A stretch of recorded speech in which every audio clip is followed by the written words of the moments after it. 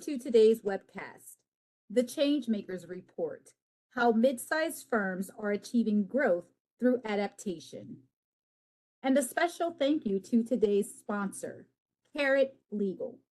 And now I will turn it over to you, Lisa. Thank you. Thank you, Larika. Hi, everyone. I'm Lisa Hazen, and I serve as the Vice President of Marketing at Carrot, an ALA VIP partner. Carrot brings the latest in technology and automations to thousands of firms, empowering highly skilled professionals to refocus their expertise on what truly matters.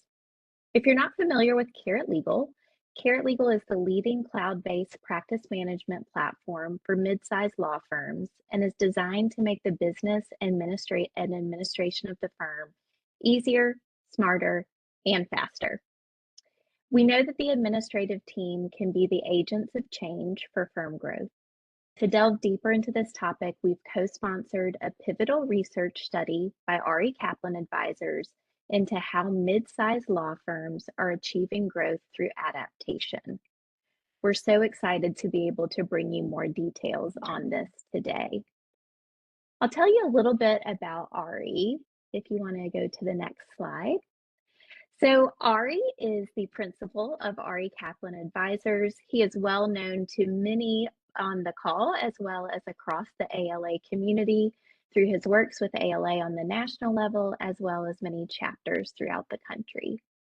Ari Kaplan Advisors is a leading legal industry advisory company that publishes benchmarking reports on legal technology trends, delivers networking, public speaking, and business development training for law firms and other providers outside of professional services, in addition to offering personal coaching and access to its proprietary coaching software platform, Law Accountability. Ari is an inaugural Fast Case 50 honoree, a fellow of the College of Law Practice Management, and a finalist for the International Legal Technology Association's Thought Leader of the Year award. It is my pleasure to turn the content over to Ari so that you can hear more from him about the Changemakers report and everything that he found through his wonderful research. Ari, thanks so much for joining us, and I'll turn it over to you. Yeah, honored to be here, and I would love it. Is there? I guess I didn't ask this to Luriga about seeing if everyone can put some information in the chat, but I am going to be married in September, 24 years, and I just wonder anyone else who's listening in a relationship of some kind, married. I would love to see if anyone throws an answer into the chat. You can just put yes or no; it's fine. And then the second question would then be anybody lucky enough to have a mother-in-law. I am, or an equivalent, I guess, of a mother-in-law. So I have a mother-in-law who I get along, just for the record, amazingly well with. I'm a huge fan. I always say, you're my favorite mother-in-law. That's our joke because she's my only mother-in-law. And so happily, my mother-in-law, Tar, sorry. All right, married with a mother-in-law. Awesome. We're getting some good chats here. Yes and yes. Awesome. All right. So years ago, in the early days of my marriage, my mother-in-law got a call from a friend of hers telling them about their kids or something that had some marital issues, and they were separated, and she was very distraught. She calls me up and she says, Ari, I never want to receive this call from you. In our family, we stay and we suffer. And that was my most amazing marital advice to me. We stay and we suffer. And I thought of this story because when I was researching for this project, the Changemakers, it really resonated because a lot of organizations are in a situation of sticking with what they know, of maintaining a legacy system, maintaining legacy processes, somehow avoiding change to the greatest extent possible. When it is afoot, it's happening underneath them, behind them, in front of them, and it's a huge challenge. And so we tried to figure out, thanks so much to Carrot for supporting this, and it was a consortium of iManage and Affinity Consulting as well. And we really tried to figure out what do people who are driving change, who are really creating this movement, some type of momentum, what are they doing? And particularly in mid-sized law firms, and how is this happening? So I want you to sort of just, you don't necessarily have to hear my wonderful mother-in-law's voice, but just the idea of, are we staying in suffering? Is that our firm's process? Is our strategy to stay and suffer? So I want you to think about that as we're kind of going through thinking about how mid-sized law firms in particular are achieving growth and how they're adapting. So I'm the author of a couple of different books, and one of which was actually translated into Japanese. And interestingly, the book is called Reinventing Professional Services. The Japanese title of the book is called Husura, as in hustler, business hustler, which I love that they took that theme from the book and from kind of who I am and what I write about. I produce a tremendous amount of research. I've been very lucky over the last 15 years to publish over 50 reports on a whole array of issues. So they may be about law firm strategy, they may be about law department strategy, maybe about cybersecurity, information governance, just the business of law, AI, and law firm finance. And so you may have seen me speak. I'm thankful that you've come back, and I'm excited to talk about this. So one of the things that we try to do was to try to engage individuals in firms. So the median size of the law firm was 67 lawyers and 129 professionals, but I spoke with people in firms sizes of 13 to 230 and from 22 to 390 professionals. So it really ranged, but all of them were, in terms of qualifying them, individuals that have responsibility for lots of the things that we're going to talk about. Technology, different processes, of course, AI, knowledge management, just have their hand in a lot of different pots. And that was a very interesting common point about Changemakers. They are heavily involved in lots of things. They are relied upon to have answers or to know where to find the answers to so many different challenges within a law firm. And every time they are relied upon, it kind of enhances who they are. And all the themes were probably themes that you're dealing with. So change, empowerment, modern leadership in terms of empathetic leadership that considers lots of different perspectives as opposed to just driving people in a specific direction. Personalized client service, what does that look like in a competitive environment? Automation and the sort of quandary around how much automation is enough, how much is too much, and then just future-proofing legal. Obviously, lots of conversations about generative AI and what does staffing look like in the future, what roles are being shifted, how do we educate a new generation of practitioners, how do we upskill existing professionals, lots of different key points. And one of the things that I think was really interesting for me was that anybody who's listening go to the ALA conference in Denver, just out of curiosity, wondering if any of the people who are on went to ALA, so maybe just throw in the chat, yes. Okay, so a bunch of yeses, cool.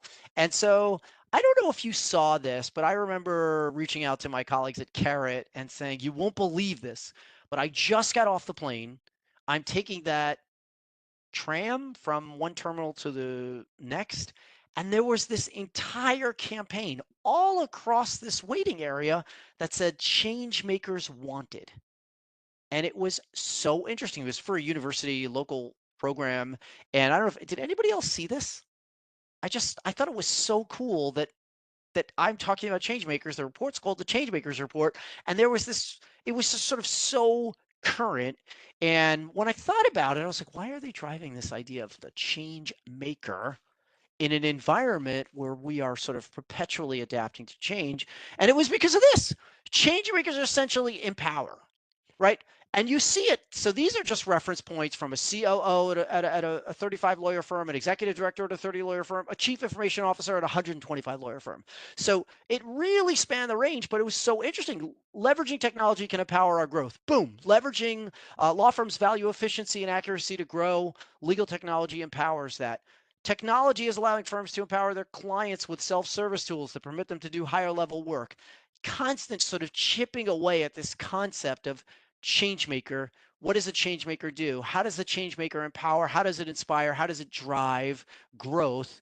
And there were lots of themes related to that. In fact, someone said a COO of a law firm who had just been hired, let's say within the last 6 months, was hired into that role specifically because they had gained a reputation at someone that is adept at navigating change. So I will just share that with those who are listening.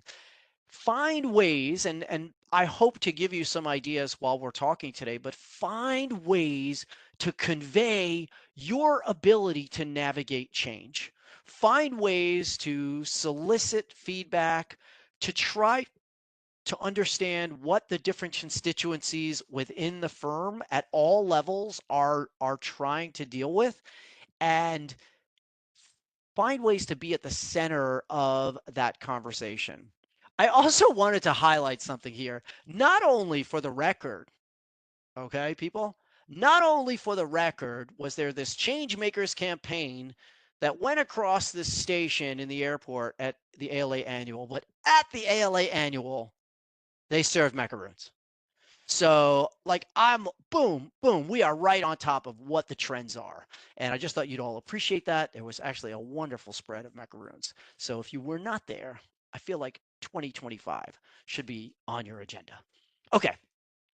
The other thing I wanted to just establish is the fact that I have been doing this and trying to share feedback and thoughtful guidance and collaborating with leaders in legal administration for long, way over a decade. So this is a cover story that I wrote for Legal Management when it was still in print in 2013.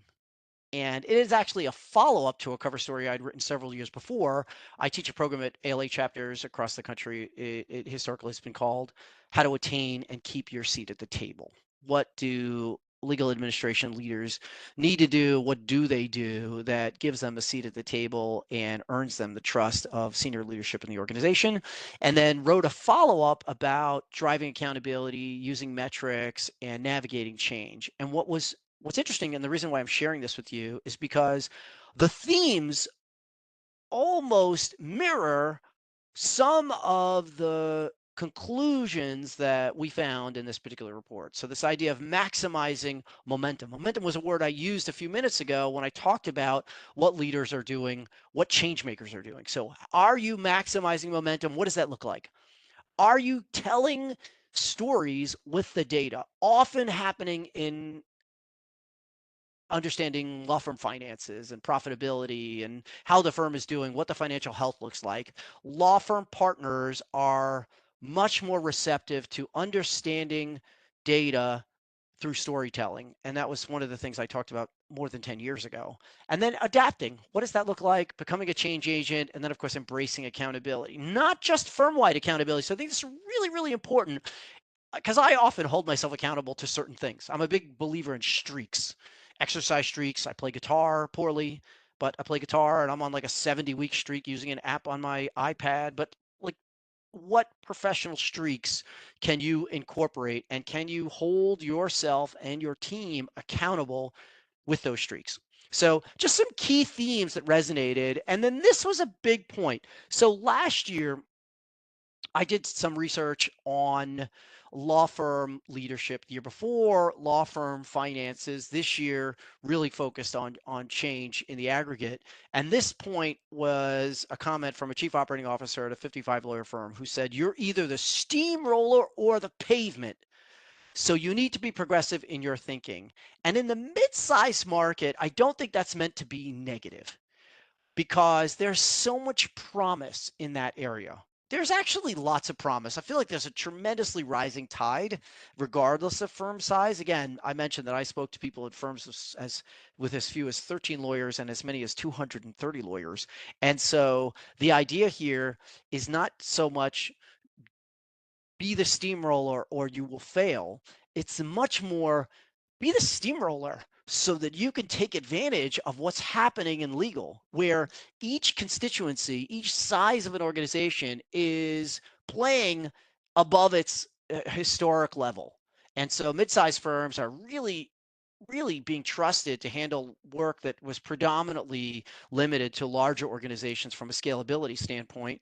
And smaller firms are now edging into higher level work that mid-sized firms would have handled. And so you're starting to see, given technology, given the sort of lack of borders, given the ability to work from anywhere, in any place, in any situation, it really does allow organizations to compete. So I feel like this should be perceived in a positive way in terms of being progressive, in terms of, my first book is called The Opportunity Maker. So all the lenses that I look through are in terms of how do we create opportunity rather than how do we forego something that would help us drive growth. The other thing I think that is critical is that historically, and I don't know if you can put this in the chat, but I wonder what kinds of titles are on our call today. As you can see, normally I would be super interactive. So I just want you to know that I'm very lucky. I'm going to be speaking at the Houston chapter in July, at the Tampa chapter in July, and doing a remote program for the Las Vegas chapter. And each one of those, I try to get to know the audience. I try to get to know the membership. I try to get to know what is that region's challenges, what is the makeup of that chapter. And so I'd love to try as best I can to do that with you today. And I really appreciate your time and you taking this hour to spend together. So historically, and again, I've been speaking at ALA chapters for over a decade and doing research on these areas for quite some time. But historically, there was a limitation. So maybe you were responsible for a given office. Maybe you had oversight of technology or some aspect of the firm's operations, finance, etc. Now it's a much different role, and a wonderfully different role, in the sense that I guess in some sense, it may be a little bit manic because you're responsible for so many different things. You're like the cat in the hat, balancing on the ball with the rake and the cup and the fish, etc. But there's lots of opportunity there. And so you want to be the person that is central, as opposed to the wheel that could be separated from the whole. You want to be the central element through which lots of conversations happen and through which there is some experience. So HR and admin consultant, so nice to see you. And 35 years in legal. So I would imagine that there's some memory of this being isolated or limited or siloed, and now being a much more expansive, wonderful opportunity. I think also from a client standpoint, you're starting to see these roles expand on the in-house side. So on a corporate level, from a legal operations standpoint, or from an administrative standpoint in a law department, you're seeing that person being trusted for so many different things. And so the law firm and the law department are really intertwined in that way. I was very lucky to speak at the Corporate Legal Operations Consortium Conference a few weeks before joining the team at ALA, and wonderfully, kind of sharing different pieces of research focusing on the same issue. So Director of HR, Executive Director, wonderful. Great to see you all. Thank you so much. Okay, so today's session, look, we're going to be talking about empowering change. Not navigating change, not struggling with change, not change fatigue, but empowerment. What are leaders doing to empower? We're going to talk about earning buy-in and showing ROI, really the bookends of progress in a law firm. Automation, AI, of course, but I'm not going to make it about AI. Training, what does the training look like? Are your folks trained enough? Are you trained? Are you skilled in a way that allows you to have conversations? And then growth, and what I call the flatter competitive landscape. And there was so much interesting research that came out as a result of some of these topics, and I'm excited to share it. So change management as an exercise in empowerment. If you're driving change, these 5 factors were like sort of recurring themes for people. Everyone was talking about planning. What does the planning process look like? Consensus, lots of discussions of change committees, communication. What does that look like? Timing, benefits. There was lots of detail in terms of starting with the planning process. Doesn't have to be a perfect planning process, right? It's an imperfect process, is a quote from a COO at a 60 lawyer firm. But you definitely need to have some framework for what you're trying to do. People need to understand where you're going. So a roadmap of some kind, being a visual person, I love the idea of mapping this out. with the understanding that the road is windy. And then consensus is, are there some things you can agree upon, even if it's a challenge? You know, my family and I will go out for dinner, and I have lucky I have a 21-year-old and an almost 19-year-old, and they disagree sometimes on where to go. And so I'll sometimes bring us back and I'll say, okay, wait, I just want to, for the record, we all want to eat. Is that fair? And everybody needs to be done because you have plans later at this time. So we're going to eat between this time and this time. Okay, so we agree there. So developing some consensus can be very powerful. And then communicating. We live in a world of like sort of endless communication, and people are communicating in lots of different ways that make things very confusing. And the need for a lot of this is challenging.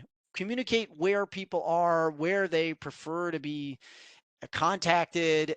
So there were discussions about what does that look like and where can we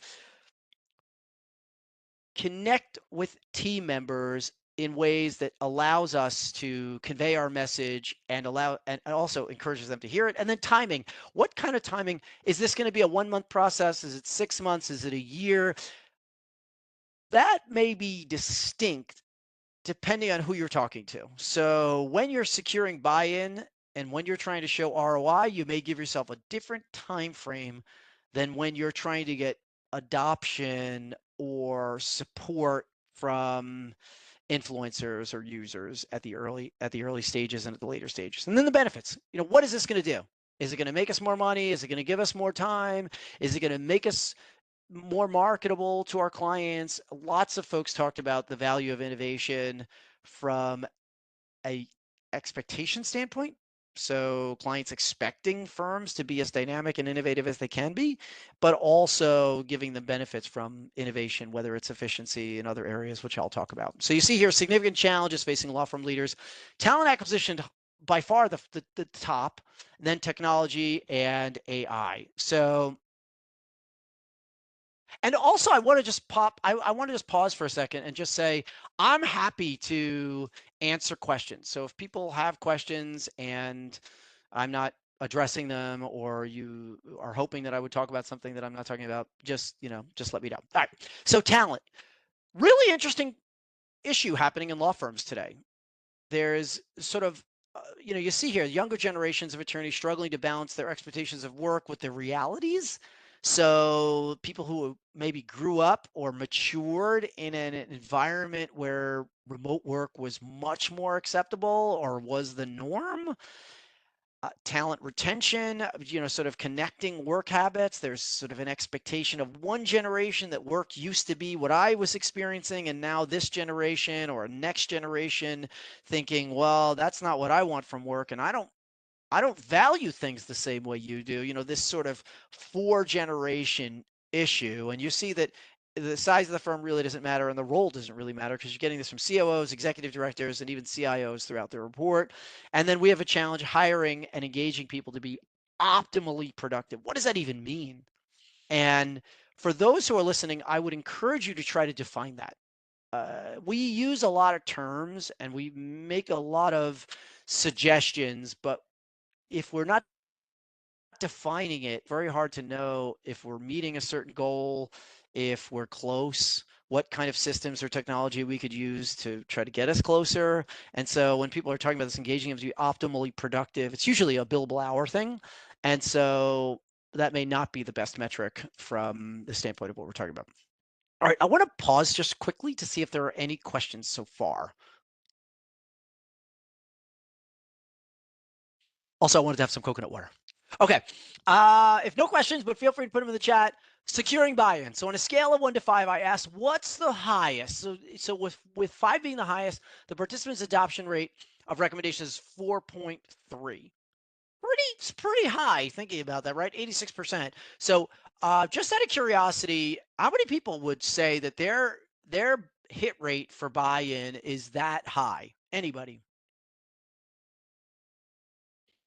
Anybody have a lower? Would you say it's lower at your organization? Higher, lower, that number? Not even close. Wait, so what does that mean, not even close? Meaning you're lower or higher? Lower. So what would you say it is? Love it. Sorry to call you out there, but you're engaging, and I get excited, and uh, so that's interesting. So far we have one person who says it's probably lower than 4.3. So that's okay. I'm happy with a 3. Interesting. Okay, so one of the things that a lot of the folks I talked to mentioned was that often they were looking at this. They had already built up a level of trust. They had, and I'm not suggesting that and here's somebody else at 50% at best. I love it. All right. So they had built up a level of trust. They had built up a level of preparation. Were persistent without being annoying. There's a balancing, and I'm happy to talk about that later. But this idea of we will usually propose things that have already been socialized, that we already know are needed, and that the leadership team will sort of support and recognizes as a challenge at the organization. And so I'll share with you some thoughts on that in terms of buy-in. But introduce changes iteratively in small digestible bites. So if your objective is to transform an entire technology suite of tools in one fell swoop, big challenge there. But continuously discussing them, honestly, break down the walls, overcome limitations. So I just want to highlight that we're talking about that's a COO at a 20 lawyer firm. Leaders need to provide understandable, simplified information, executive director at a 30 lawyer firm, and start small and expand slowly, prove that it works, continue to build on that proof, a CIO at a 160 lawyer firm. So, really the range of folks that I talk to and the range of roles, same concept, small, build, increase, build, increase, etc. Sort of almost like a set of stairs as opposed to some kind of hockey stick. And I think that was a very common trend. It may be different for some of the people who are on the call today, but I think that this was one of the key themes that came out of this, which was introduce iteratively, digestible bites, small changes so that they're acceptable and comfortable. People are comfortable with these little bits of changes, and then all of a sudden have it shift. I saw a presentation the other day, it was fantastic, and the person who was a leader in the space said, change happens slowly and then quickly. It's sort of like it happens, and then all of a sudden everything is different. And I think that's the point in terms of the buy-in process. And also show return. So lawyers are skeptical by nature. They want to see the benefits before committing to the change, which is interesting because it requires you to be thoughtful about what does that mean. So if I have to sort of certify and project, I really need to have good numbers, good metrics, good understanding of what's going to happen. So ensure the ROI justifies the cost, and attorneys need to understand and see the effect. Very common refrain in terms of what should we be able to do, and how do we show the return on the investment? What kind of questions are we planning to get? Okay, automation. One of my favorite topics is about automation. And I wonder, anybody automating anything at their firms? Would love it if you just put it in the chat and just said, yeah, we're automating this, we're automating that. More than half of the people I spoke to are automating document creation. Half are automating email filing. So trying to figure out an email comes in from a certain source. We know that it goes into this folder or that folder, like filtering, auto filtering. And then data extraction, 40% automating data extraction, usually from a financial statistics standpoint. So pulling in financial data, incorporating it into a report, but trying to automate that as best as possible because it enhances responsiveness. So document creation, email filing, auto filtering on emails, great. And so that, at least I got that right. And, look, we create email rules in Outlook, law firms grow in baby steps, no single activity. So there were several caveats. So every time I came up with something that had to do with technology being the answer, there were all these caveats. No single activity is going to change how you work. There isn't anything that we can just set and forget. And there were lots of discussions. So for now, nobody's necessarily being replaced completely by a machine. So you can all rest assured that for the next month or two, we're all safe. But I think that isn't necessarily the whole story. The other thing that was really interesting about automation was that there's sort of this quandary. How much automation do we need? Do we want? Is optimal? How much is too much? Reducing the human interaction that kind of gets a firm competitive. I was at an event a week ago moderating a panel, and I asked one of the leaders, and I said, if all the firms are using the same tools and charging around the same, let's say in the mid-size level, they're charging within a range, an acceptable range. What's the difference between me hiring one firm over another? And it leads to a very interesting discussion, and people say things like culture, and I'm just thinking, well, what does that mean? And then we have to keep defining every term because otherwise no one understands what the difference is. So there's been really an interesting, this is not just on the law firm side, also an issue on the corporate side. Like, what is the optimal automation that we should have?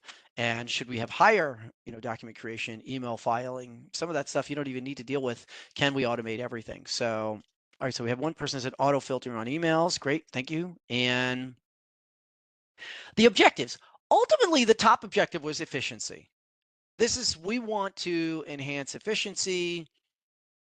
It's about staying ahead. We need to understand the client better. And then again, a caveat, no technology alone can advocate. And I just want to point out that that was a different person, different size firm, different organization, but this theme of, well, technology alone is not going to solve the problem. But what I thought was very interesting, so if you see the top quote here, it's about staying ahead of technology, implementing efficiency tools and protocols, and then fostering a culture where people want to come to work and enjoy their work. That's like a big ask for technology. And as firms are struggling, so they're still struggling. Fewer than a quarter said that they work in a central office 5 days a week. And so people are still struggling with how to navigate the return to the office, the hybrid work environment, trying to make their technology suite so amenable and productive and friendly, if you will, fostering a culture where people want to come to work and enjoy their work. Fascinating. I just thought that was such an interesting perspective, that the technology, really relying on the technology to do something that is mostly based on human interaction. And then the reason cultures, as are we trying to say, technology will be the reason cultures flourish and people enjoy their jobs. Well, that's Katie. That's exactly why I questioned that quote, because it does convey this point that, well, we can have technology foster a culture where people want to come to work. I think it was more of I have the tools I need, makes my work easier. If it makes my work easier, I can engage with people more comfortably. If I can engage with people more comfortably, then it builds culture. So there were lots of, you know, there were lots of assumptions there, and we were building on the foundational technology point that would drive human behavior. So I think that was the point, but an interesting one. And then empower them rather than push out generic tools. So the other thing was being more thoughtful. One of the things I asked about was what's the optimal use of your technology portfolio? Do you use all the tools that you offer to people? And what was interesting was there were two reasons why people would say no. One was training, and the other was awareness. They just weren't aware that they had a particular tool, and they also weren't sure how to optimize the use of that tool. They could turn it on, they could create a document, but beyond that, they didn't know. Or they can turn it on and they could enter some data, but in terms of generating a report or trying to come up with some new ideas or using it to create something special, it was very unfamiliar to them. And again, you notice these are comments. This is a comment from a COO, not a CIO. So it's not really a technology issue, much more of a workplace behavior thing. So, and then the drivers. There were several drivers of, can it help with work-life balance? Can it help with competitiveness? Can it improve operations in some way? What about data access and, revenue? So there were a number of drivers that went beyond what's motivating, right? Efficiency is sort of the key motivator, but other drivers included this, idea of work-life balance, competitiveness, et cetera, driving revenue. And I think that more and more, and you see here, if we need to spend more on technology to increase that balance, that's what it's all about. Keeping up with competitive, increasing productivity. No firm can operate without it. And, efficiency, accessibility of information, the more productive. All of these things sort of, I think they all came down to sort of make my life easier. If my life is easier, I can do better work. If I do better work, the firm stands out. And I stand out as an individual. My team stands out. The group stands out. And, with that as a backdrop, we see a lot of these tools being developed. And of course, profitability.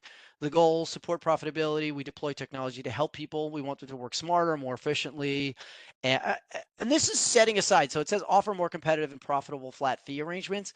We could have a long conversation about the billable hour as a metric and what does that look like? What is the impact of generative AI on that conversation? That comes up a lot in many of my conversations these days. People often want to know, how does generative AI affect the way law firms are operating? And at the moment, law firms are still operating under the traditional model. Billable hours, a very resilient metric, but clearly things are changing. And the point here was, if we deploy technology to help people, they can be smarter, more efficient, and maybe be more creative about how they're billing. I'm just curious, anybody offering in any situation some type of additional metric, flat fee? I often ask in my research, are you selling something other than hours? So, for example, if you're in a labor and employment practice, you might sell a workbook, or you might sell a set of forms, or in other practices, you might be able to sell a type of dashboard or access to information. Maybe you give that away as a value add, but just wondering if anybody else offers anything like that. That tends to come up from time to time. And I really appreciate the engagement, by the way. So thank you for those of you who are participating. All right. I hope you appreciate that I waited a half an hour to get into this topic, because I don't want to make it all about AI fatigue. But I really feel that this was one of the themes that came out of the research, and there was a ton of data about AI, Gen AI, et cetera. So generative AI is generated interest, not necessarily usage yet at this level. What's funny to me is that I conducted these interviews a month ago, 6 weeks ago, a little bit of time ago, and I feel like things are changing. We're moving so quickly, and still, I would say that this conclusion is correct at the moment. 30% said they're using generative AI, but a lot of that was conducting pilots, experimenting with ChatGPT, deploying some of the features that are built into existing platforms like Copilot or iManage, for example, some other document system. There was a lot, or in their legal research tools or in their billing platform. So they have a platform. That platform now includes some type of generative AI component. So they're saying they're using generative AI. And if anybody has some other example, I'd love to see it, and feel free to put it in the chat. But look, we're looking at tools. We're still in due diligence. The emergence of generative AI hasn't affected our approach. I love the idea of it. Super, super excited about the potential. We haven't done anything yet. We're investigating. We think it can help, but I don't think it's a level where it can apply to our workflow. It's going to require an evaluation of where it could be plugged in. And so that's happening now. Also, it's going to require some guidelines and an engagement with the client. I will say, and I've said this many times now over the last year, certainly over the last 6 months, it's a huge opportunity for law firm leaders, particularly at the midsize level, to help your clients navigate this while you're navigating it. And so even if you're just one step ahead, you could really provide tremendous value to your client, to the firm's leadership, on where the pitfalls are and how to stay within the lane. Sort of imagine bowling alley with those guardrails up. I don't bowl that way, but that seemed like a very good way to bowl when I was bowling with my children. And so, this idea of how do we do this so that you really can not fail and not run afoul of any sort of challenges. And I think that's a really important point that firm leaders can help with. And I just wanted to share with you some Gen AI use cases that firms told me about. So the thing about this list is that it's pretty compelling. When you look at this list, it looks like a lot of work that we do. So analyzing financials, preparing RFP responses, automating client intake, conducting performance reviews, summarizing deposition transcripts. I mean, summarizing contracts, incorporating, this is my favorite, drafting correspondence to incorporate personality and help it adhere more closely to the firm's culture. So these are direct quotes and references to people, but I love that point. It's sort of like, well, make it a little bit more humorous. Put in a little, imagine my mother-in-law was saying this particular comment. I'm just fascinated by the idea of incorporating personality, but using AI to do that. Drafting press releases, very common. So safe experimentation, right? A press release is probably pretty easy. There's generally nothing proprietary about a press release. It's obviously meant to be public information, drafting firm policies, reviewing documents, searching patent searches, verifying. This I thought was also on the edge, verifying or challenging the arguments of opposing counsel.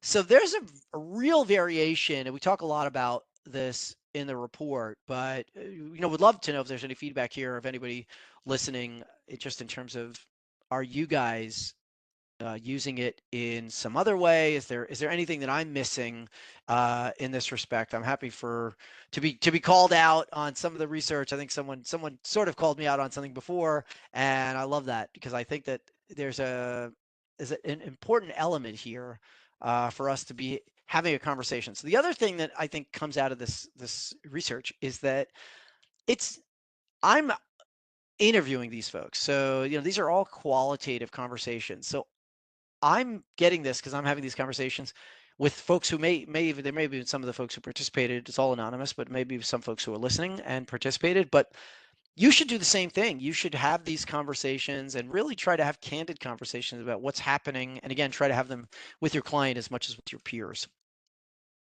Training. So again, I mentioned before, challenges to technology usage. A third, we're saying training. Fifth, we're saying awareness or reasons why they're not optimizing their use. There needs to be more peer learning. Would love to know if anybody does any kind of peer learning. We need offer more training options to accommodate the hybrid environment. And then the challenge is a lack of training and then persuading professionals to invest the time in the training. And so this is an issue across the spectrum of firms, size firms, et cetera.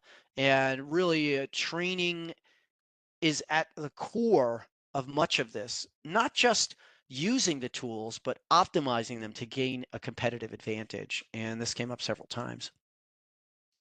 Knowledge management at the core of this. And, I asked about enhancing knowledge management to maximize the benefits of AI. 97%, almost everyone but one said that their firm could do a better job. It can improve its collective knowledge management. And yet 87% are not using AI in any way for knowledge management, which is a pretty good use case, frankly, just in terms of summarizing or finding or aggregating or tagging so that you can put that information in a more central location and give others access to it.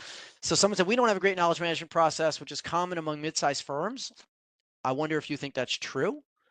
And then I hadn't thought of using generative AI for this purpose before I mentioned it. So I hope that I spark something in you because I think that there's lots of opportunity there. And if you join any sort of KM conversations, you will learn that there's a lot happening in that regard. Okay. As I close here, I want to talk a little bit about the landscape. So what you're starting to see, as I mentioned earlier in the discussion, is a real flattening of the competitive landscape. It's shifting and also flattening. So I think that what people need to recognize is that as technology levels the playing field a little bit, as it gives smaller organizations with fewer people the ability to scale or to handle information in ways that otherwise required human capital, you're starting to see a competitiveness occur. And so, but for the massive matter that bets the company from a litigation standpoint or a corporate transactional standpoint, lots of things are up for grabs now. And clients are willing to have remote talent. They're willing to have their work done in different locations. They're willing to connect with their counsel and their legal teams in ways that they otherwise wouldn't have accepted in the past. And that's giving people a real opportunity. So you see here, mid-sized firms have to overcome the impression they're mom and pop firms, raise rates in ways that are consistent with their peers. And there's just opportunity for firms to compete. Midsize is in a good position, can grow organically. And then you see legal technology, the impression of it. So 93% said it improves service, 90% said that it increases revenue, 73% said it drives growth.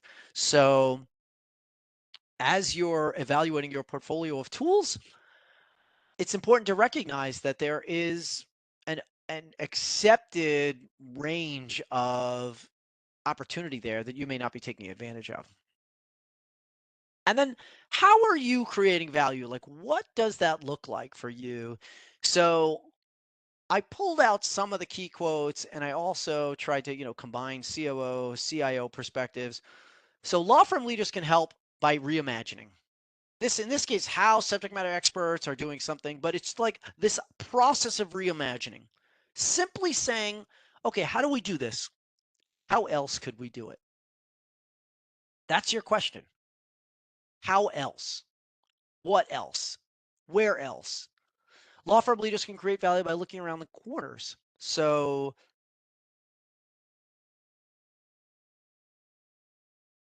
it's really important in this era to be willing to say, I may not know what's next, but at least I can identify a direction. I can identify, where we might be headed. And then, there's a day when ownership. So this comes up a lot. Like, what does law firm ownership look like? And how is that changing? You see, this is, being experimented with in different jurisdictions, but leaders of law firms will at some point include those, or at least owners of law firms will at some point include those who are not necessarily practicing licensed practitioners, et cetera. So preparing for what does the future of law look like is an incredible way for those who are listening to really add value in a meaningful context, and also simply to engage and initiate the conversation can help you stand out. It's a core hallmark of Changemakers.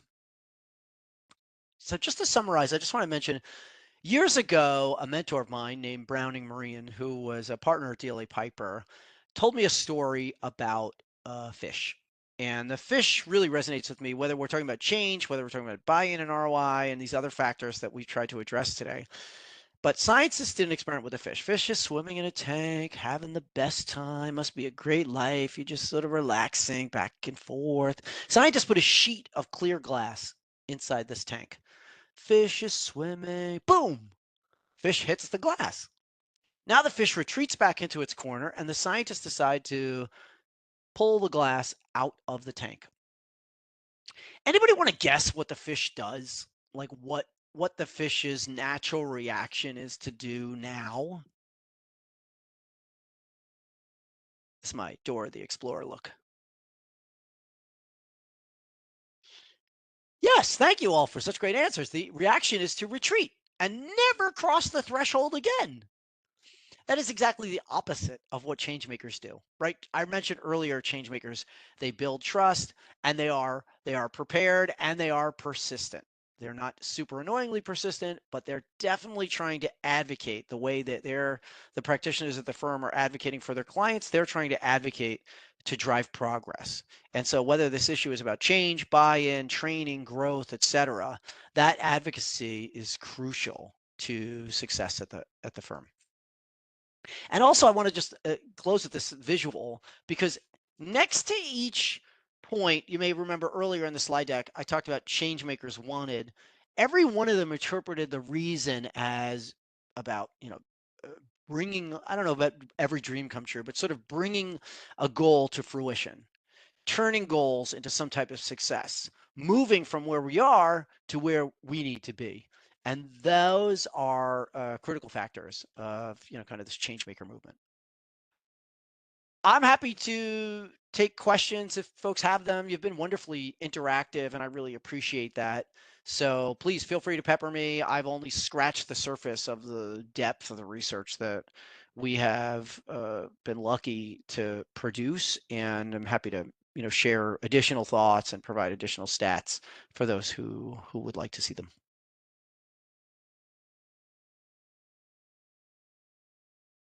Perfect. Thank you so much, Ari. We do have a few questions here for you.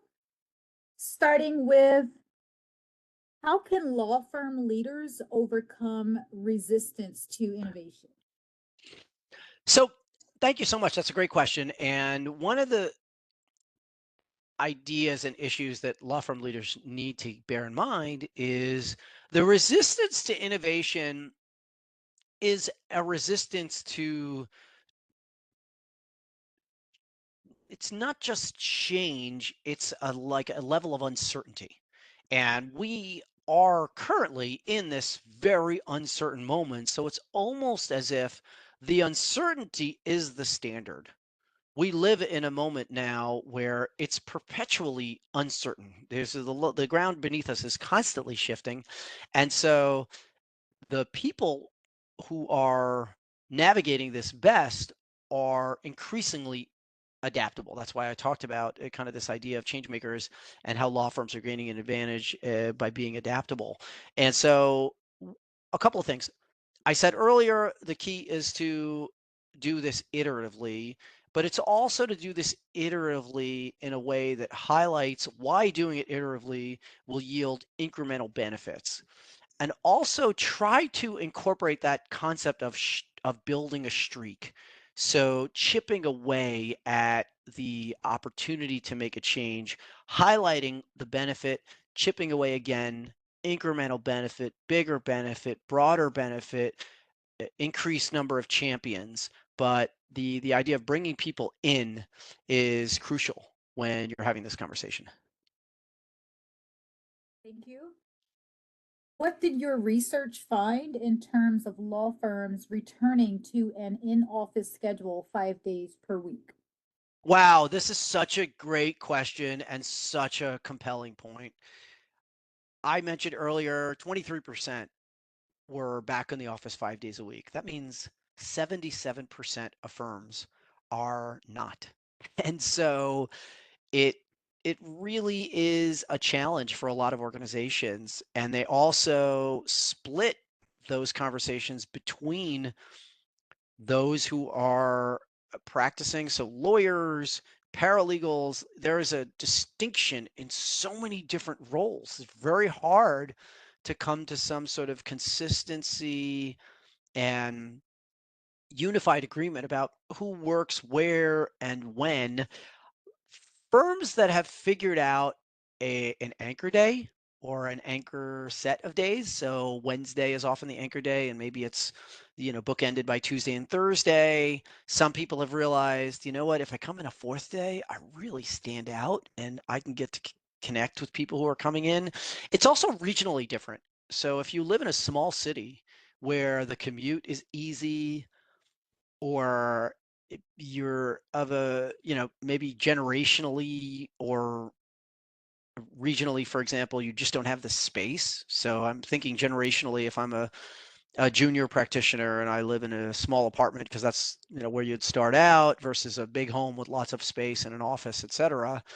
Or if I am in a big city where people live in the city, no matter how much space you have in a New York City apartment, it's probably not enough space.